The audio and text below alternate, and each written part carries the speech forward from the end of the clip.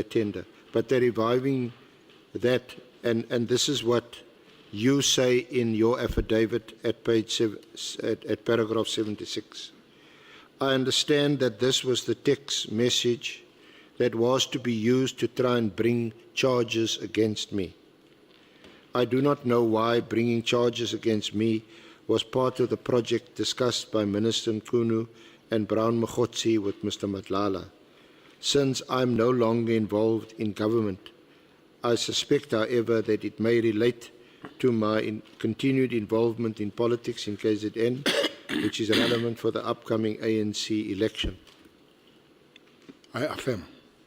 That's my statement. But isn't the real reason why they, if it is the case that they want to draw you, suck you into this by reviving 2010 stuff, that they wanted you to put pressure on General Khumalo and his ongoing investigations into, amongst others, Matlala, Molefe, Mokgotsi, this whole syndicate? I said, don't go too far. I don't know Mokgotsi, I don't know Molefe. I know Matlala. So if you pull them together, I might get confused because I don't know. But you know, you've met Matlala. And yeah. Yes, and he's telling you that. But I don't know Molefe. Yeah. I've seen him getting the bail now and again. I've read that he has been arrested in London, but he still gets the bail after bail after bail. So, yes, and stories how he gets the bail, that somebody was paid for the bail and the police knew that he was going to pay so long he pays that person. So I don't know. I don't know Mokgotsi either. I only know that he comes from Mahikeng. This thing, it might be an issue, remains a suspicion to me, that is got to do with the processes of the African National Congress conference. But a person who can affirm what's an issue is a person who wants me arrested using this 2012 and sending these things and promising Matlala that I'll be arrested soon. So that's a person that can explain. Yeah. Mine could be the suspicion that maybe the suspicion that I'm not supporting the cause of somebody becoming a president or deputy president. Maybe I'm supporting other people. That one is mine. I'm not going to tell you. Yeah. They say you must disclose that you're under oath. Okay, let's just move on. But you meet Matlala again in March. On the 18th of March, you meet him at Zimbabwe Estate, also in Durban. Indeed. And then you go on to say at paragraph 77, initially believed we were meeting at his residence, but I later learned that Hlangwani Morgan Maumela owned the property. Mr. Maumela is currently the subject of an investigation by the Hawks and the SIU concerning the extraction of 2.3 billion from Tembisa Hospital.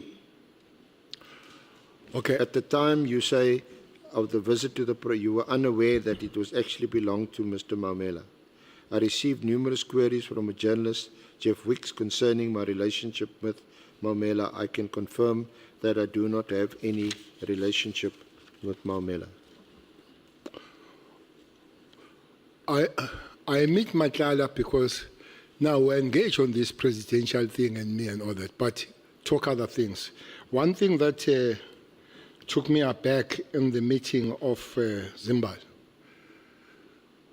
is when I saw his protection guys. And I began to say that looks like there are faces I know here. What nearly made me fall down is when he told me that some of those guys, 23 of them, has recruited them from Special Task Force of the Army. I said to myself, what is this? He has taken 23 of the special task force of the army to So guard him. they're even recruiting some of our best, highly trained officers. See, I'm giving you the story that scared me. Why I'm scared of this story is because I've spoken to Nhlanhla earlier on and gave me the information that we have lost 56 members of the Special Task Force of Police to the taxi industry. 56. Now, I'm told that to train one member of the Special Task Force is 1.1 million to be all-rounder. One. We have lost 56 to the taxi industry. Maybe there where I threaten you of knowing. But I've got two issues here. That I can't have such a production to the private security. That's the first fear. The second fear is that looks like we're increasing the capabilities of the private security versus the state.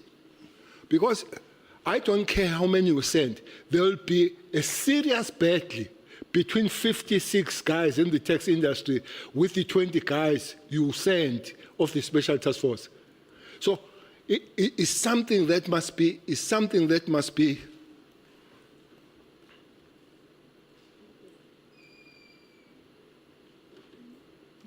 Yes, General?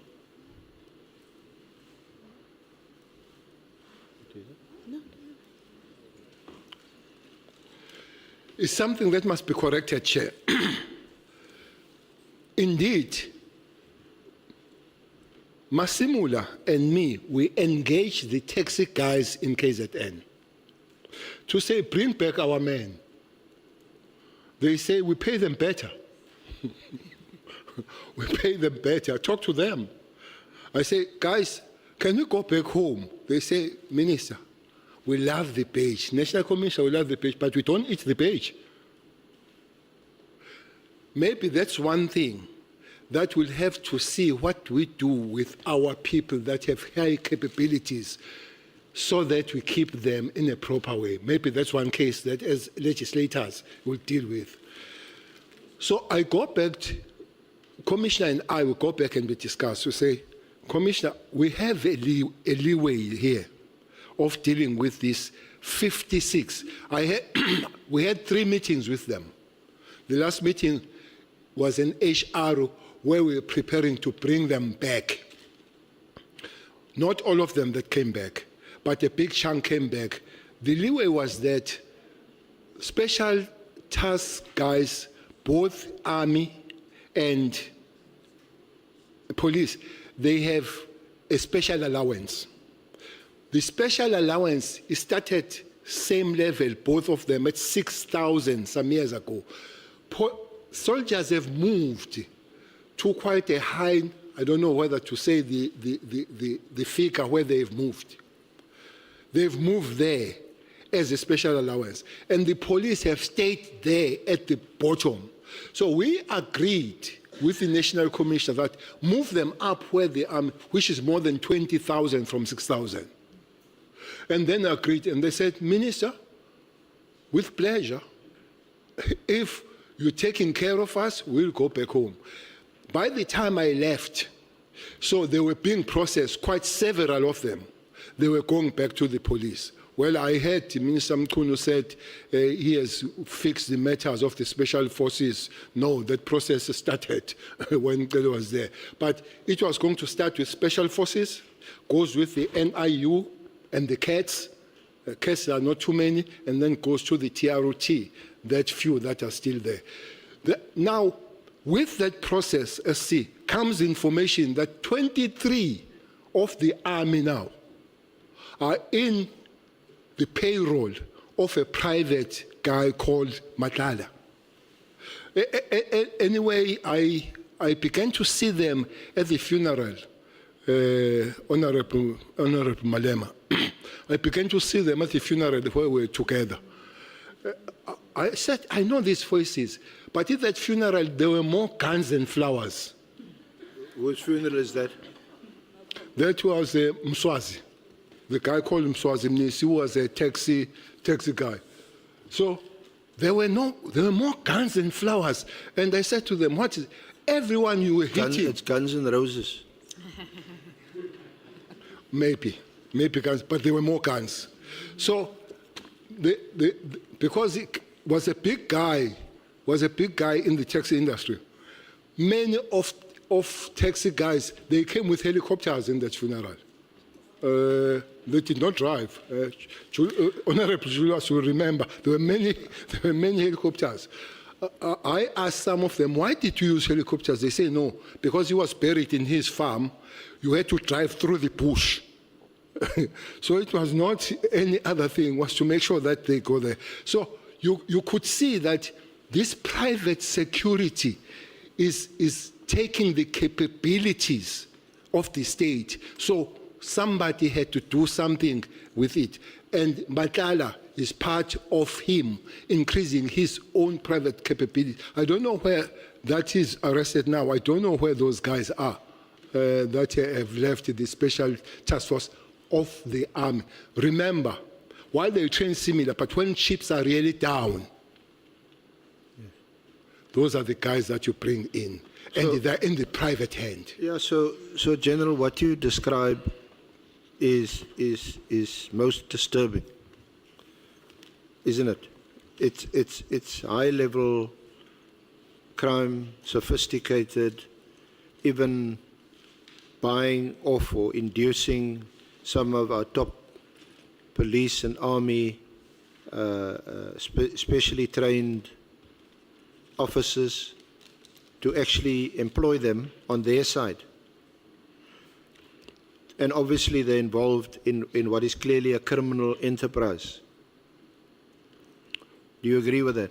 No, I don't have that evidence that they're involved in what is criminal. For what purpose would they want these people to be surrounded by people that's heavily they call armed? them their protectors, but it's not only them here, SC, that could be blamed. The state also must take some form of responsibility. You can't train those people. I usually call them human machines and don't take care of them.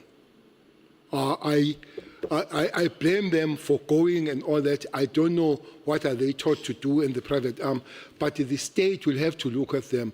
You train me highly, you keep me highly. Simple and straightforward. So just to continue, what I think, what emerges from... Honorable Skosana. Thank you, Chair. I just wanted clarity from the witness. The Cat Matlala, you said you met him in Belleville Hills in December last year, if I remember well. Correct. And then you say at the funeral, if I hear you well, hence I'm looking for a clarity from you. There were a lot of guns than flowers. And was Matlala there? No, I didn't see him. So the security company, you don't know what security company was there? There were many taxi guys. These guys are split. Those taxi, they just take. I think they pay them well. But they are not taken by one taxi boss. They're taken by many. So a person that, and I'm sure you know the person that was being buried there. Yeah, I know he is. Yeah, I'm sure you know him very well. I'm sure you know him very well. I'm sure you also know a person that is at war with. Yeah. Yeah, you know him too. So that is buried. So all these guys, they come because I guess everybody that is in the taxi industry knew in that particular day who was buried. I was there in the funeral.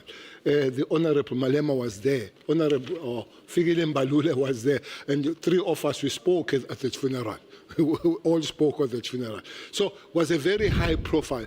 I haven't checked, but I might suspect that Matlala could be there, but I don't have that information, Honorable Member. Thank you, Chair. You may So- proceed, SC.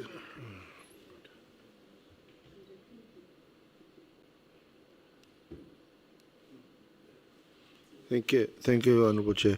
So, Minister, you seem to suggest that it's understandable that some of these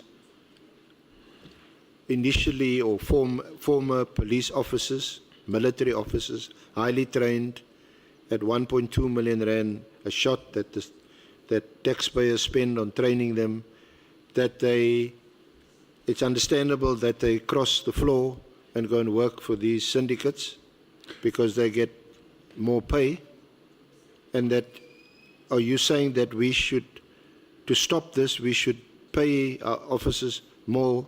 Is this one of the ways in which we can stop this criminal activity? Not And why do you? I think you also mentioned that that you went back to actually negotiate the return of some of these officers back, to integrate them back into the police force. I would Wasn't not that agree with you. A huge risk. I would not agree with you that they work for syndicates. Especially the police task force are recruited by the taxi industry. Those are not syndicates. There might be a lot of criminality there, but to call the taxi industry syndicates, having not have that information, will be a problem. There is one thing I know with the taxi industry, is a lot of death and a lot of guns on it. I said I was a provincial MEC for transport. I spent a lot of time dealing with them. So I would sit with you here, SC, have a meeting, and then I say tomorrow we'll come back and finish the meeting, and your chair will be empty. Next day, your chair will be empty because you are gone forever. So that's what happens with that industry. Anybody who understands that industry is a brutal. There is a question they ask there. If you want to buy taxis, do we have a stick to protect the job? That's a gun. So if you are going to be in the taxi industry, you must have a gun too. That's how it goes. So I would not then say taxi industry are syndicates, but I wouldn't say that those recruited by those that are associated with syndicates like Matlala are not abused and used for that. But I would not sit here and say taxi industry guys are syndicates. May we take Honorable Malem? Minister, you'll agree that there is a difference between personal protectors and inkabi. Because when a person is employed to look after you as a high profile or a taxi person, that person does exactly that. And there are people who are hired to kill people. And that is the purpose of hiring inkabi for that purpose. Am I correct? You are correct, Honorable Member, but it does happen that the very same protectors are used sometimes as inkabi and come back to their job. But there is a pool of people that are there just calling their price. There is that group of people. So that's why, and there are people that genuinely protect their principals. They call them their principals, even in taxi industry and all that. And I would not call those people syndicates. Thank you. Yeah, perhaps I shouldn't generalize, and I certainly don't or didn't intend to portray the whole of the taxi industry They are organized. We know you're in Cape Town anyway, where I stay. There's two, Kudeta, Kudesa, and the two organizations. So they are organized. But obviously it would be irresponsible to say they're involved in organized crime. They are, however, involved in a fierce battle, but they do also a great public service transporting our people. But it was more in the context of this picture that this narrative that comes from your evidence, that you meet this high-powered guy in December, a guy, just knows about this raid with one of your top, when you were minister, one of your top policemen, General Kumalo, wants you to do a favor, and then you meet him. You've read this article about him, and clearly I think you had agreed it doesn't paint a nice picture about him, at the very least. Raises suspicions. I would agree. That starts. And then you go to a funeral, and then you go to Zimbabwe, and then you didn't know that this is another, well, according to the media anyway, notorious person's house. So Minister, you either you unwittingly, unknowingly are drawn into this web of dark criminality, or you go in there with your eyes open. Which one is it? Let me again put some light on it. Funeral has got nothing to do with Ket Matlala. So I didn't go to the funeral because of Ket Matlala and all that. It was Mr. Mnisi, called Swazi, who died in hospital. So because I have worked with him in dealing with the problem of taxi industry. So as a person I know. So it's got nothing to do with Matlala at that particular time. Though I have learned SC and Honorable Malem, that his security has also looked after Mswaz of Ket Matlala, which puts a clash between Matlala and Joe. I'm sure we know Joe. And Joe, it comes from there, and they all come from Mpumalanga. They all come from Mpumalanga. That's why he knows them. He knows them very well. So, and there would be issue, and there would be stories about them, and even the Honorable Skosana would know the stories. But we still meet them. But we know the stories. We know the story of Ucho Nsibanyon, that everybody talks, but we still meet. And we still talk. But I want to go to Zimbabwe, because the article says I went to, who's the guy, Maumela, yeah. He says I went to the house of Maumela, and then Maumela gave me the code. I don't know why would you dramatize having a code of entering Zimbabwe, because in Zimbabwe you enter with code. Now, why should it come as a secret weapon that you had a code? Anybody who goes to Zimbabwe enters through the code of the owner there. And then I go there to talk, and then I'm in this beautiful house, the beach house. It looks like you, since your retirement, you're living it up. Not necessarily. You in high-end Beverly I saw it Zimbabwe. once. No, Zimbabwe, I've been there several times, not because of, I've gone there to see many people. Minister Nkosazana sometimes stay there. I used to go there. The king has stayed there. I've gone to, so it's nothing wonderful about seeing seen Cat at Zimbabwe. I have been in Zimbabwe to see people. I've had conferences at Zimbabwe, one of the top hotels and all that. But the story I want to make, the journalist leaves the message to say, I went to see Cat at Zimbabwe, which is not a secret. It's not a secret, it's got nothing to secret.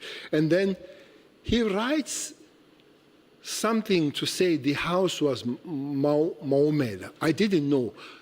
The house, Cat told me that he had 2 houses in Zimbabwe. So this is one of these houses. So I heard it from the journalist that the house was Maumela.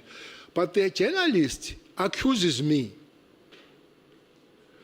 He writes the message and he says, the journalist says to me, I don't want to talk to you. I still have those messages. I don't want to talk to me. Write down. I have told the journalist before that I don't write. The journalist is trapping me. He wants me to write. I told him that I don't write, but he says this time, I don't want to speak to you. I'll not write.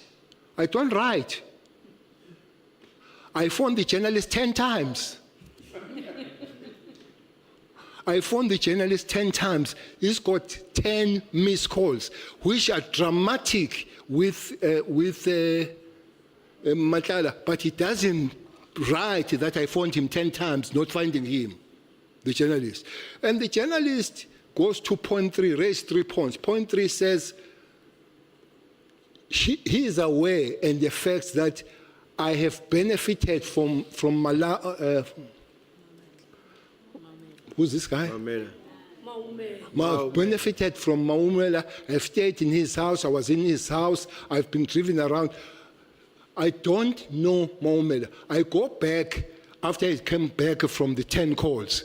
I go back to say, why do you say I know Maumela? Said, I didn't know that you don't know, so I retract that. But he has written the story. He has written the story, the journalist. Okay. Maybe Mkhwanazi is correct on that one, and I concur with that journalists, they develop some kind of narratives that they want them to be there. That journalist, he knows the journalist, what he has done. And ever since, he has not written the story, has not come back to me. But he didn't write the story. He sent an apology to me. He sent, the journalist sent an apology to me to say he made a mistake to say I know Maumela. He meant that I know Matlala. And that journalist knows long time ago that I know Matlala. Why would he make that?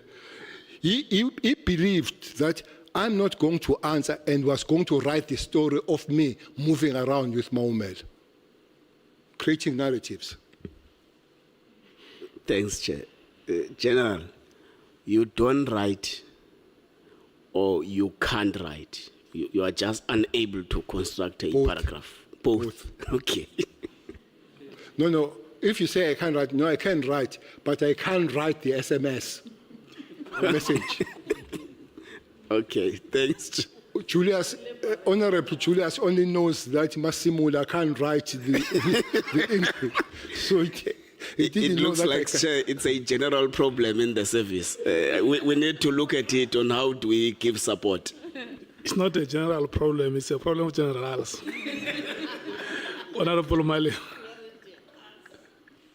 General, were you not a teacher at some point? Yes, I used to teach. So you are a teacher by profession? Yes. So you used to write? At the blackboard. At the chalkboard. It was green that time. I used to write on the green.